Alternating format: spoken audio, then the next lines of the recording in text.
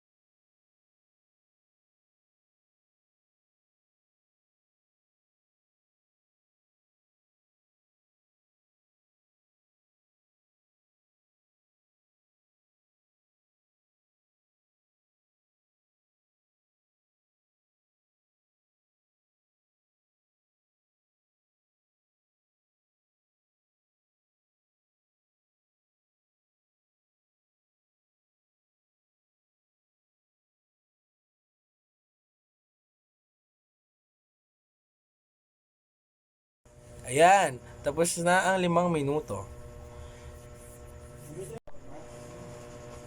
Dahil tapos na kayo magsagot, panatilihin nyo munang nasa inyo ang papel at mamaya titingnan natin kung tama ba ang inyong mga nasagot. Magtungo na tayo sa ating panimula. Para sa inyo, ano nga ba ang barangay? Mag-isip, isulat.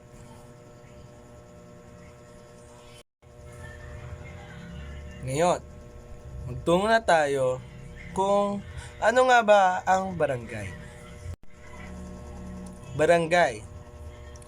Ito ay isang maliit na pamayanan o nayon. Pwede rin siyang isang baryo, isang rural na lugar o nayon.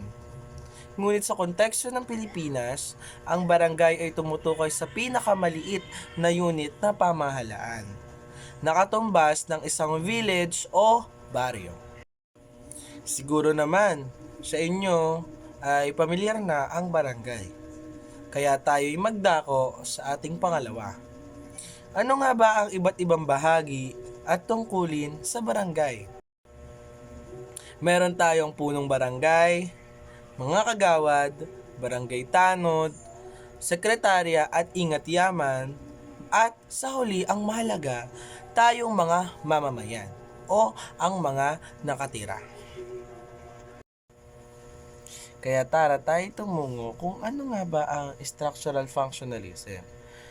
Sa sosyolohiya at iba pang hagam ng panlipunan, isang paaralan ng pag-iisip ayon kung saan ang bawat isa sa mga institusyon, relasyon, papel at mga norm na sama-samang bumubuo ng isang lipunan ay nagsisilbi ng isang layunin.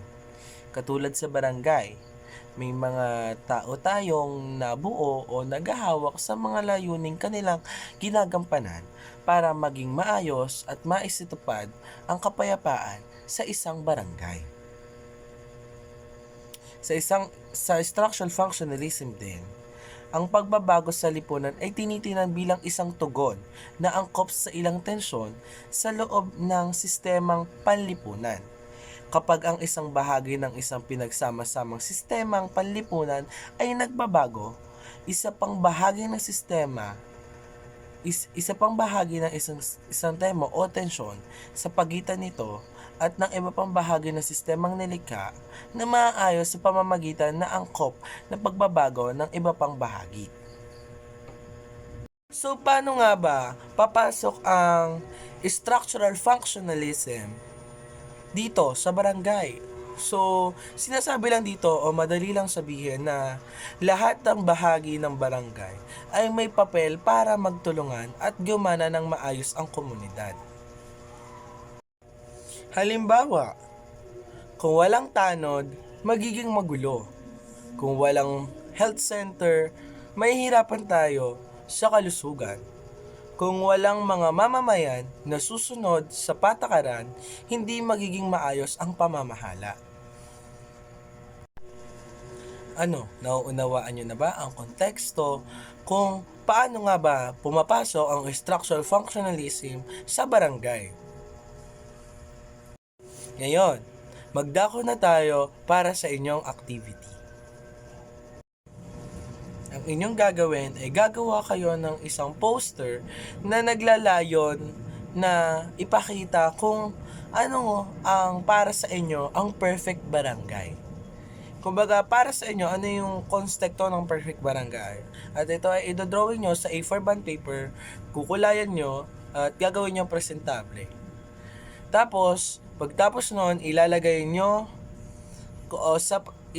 sa inyong gawa kung ano ang mga bawat tungkulin kung anong nilagay nyo doon.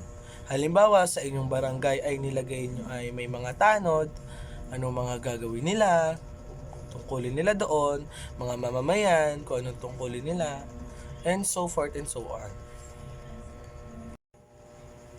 Laging tatandaan na ang lahat ng tao sa barangay, kahit sino pa man yan, maliit ang papel, ay mahalaga ang kabuuang kaayusan para sa ating komunidad. Para naman sa inyong asignatura, bibigyan ko kayo ng 2 tanong. So, unang tanong. Ano ang ibig sabihin ng structural functionalism sa barangay? Pangalawang tanong. Magbigay ng isang tungkulin at bakit ito mahalaga. Sa binigay kong asignatura sa inyo, ito ay aking titingnan at i-check kung may naintindihan ba kayo sa aking inileson para ngayong araw. At ipapasa nyo siya pag nagkita na tayo sa face to face. Muli, salamat sa pakikinig, Grade 6 Oregano. At dahil dyan, paalam at mag-enjoy.